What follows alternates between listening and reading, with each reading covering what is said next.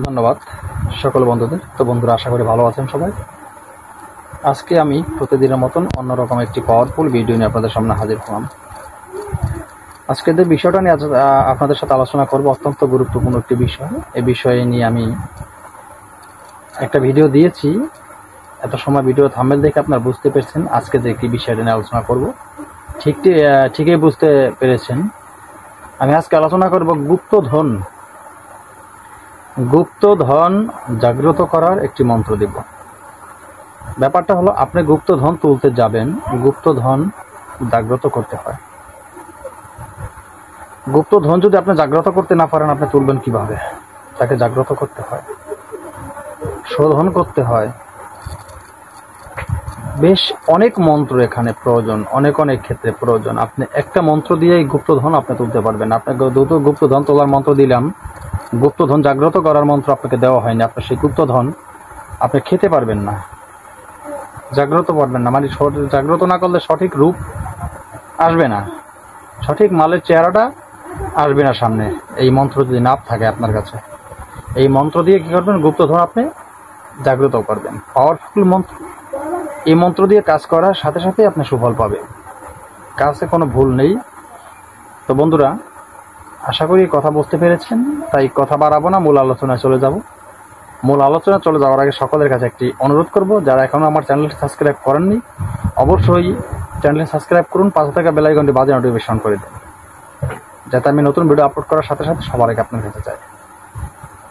সবসময় আমি বলি, আমার এই চ্যানেলটি একটি প্রশিক্ষণীয় চ্যানেল। আমার এই চ্যানেলের গাছগাছড়ায় রোগমুক্তি, তন্ত্রমন্ত্র, যন্ত্র, বিদ্বেষণ, বশীকরণ থেকে শুরু করে সব ধরনের ভিডিও আমি ভালো মন্দ আপলোড করে থাকি প্রশিক্ষণীয় চ্যানেল হিসাবে।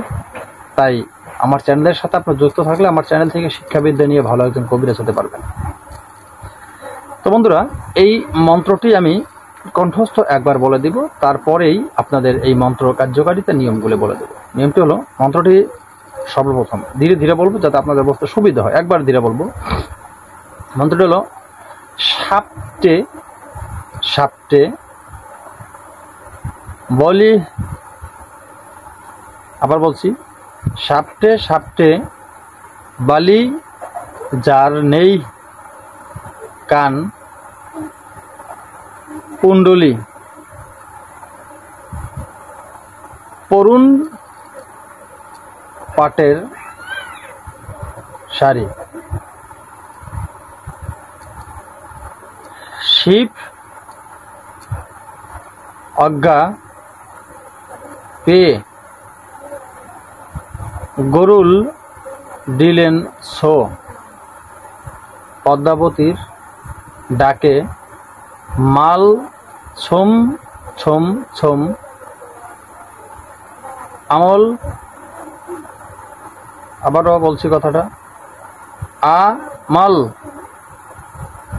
শুদ্ধি আয়, কার আগে? পদ্মাবতীর আগে। এই ছিল মন্ত্রটি। ভিডিওর শেষে আমি স্ক্রিনে দিয়ে দেবো, সেখান থেকে দেখে নেবেন। তো এই মন্ত্রটি আপনারা যে কাজ করবেন সেই নিয়মটি বলে দিচ্ছি।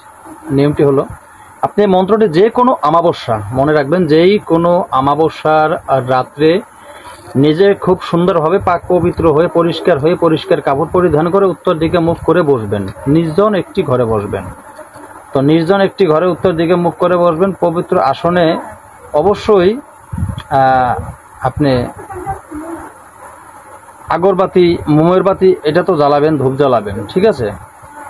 এরপরে হলো আপনার বাকি কার্য। এই যে মন্ত্রটি দিয়েছি, মন্ত্রটি ভালোভাবে যখন সিদ্ধ করা হয়ে যাবে, এরপর হলো কি প্রয়োগ। কিভাবে প্রয়োগ করবেন?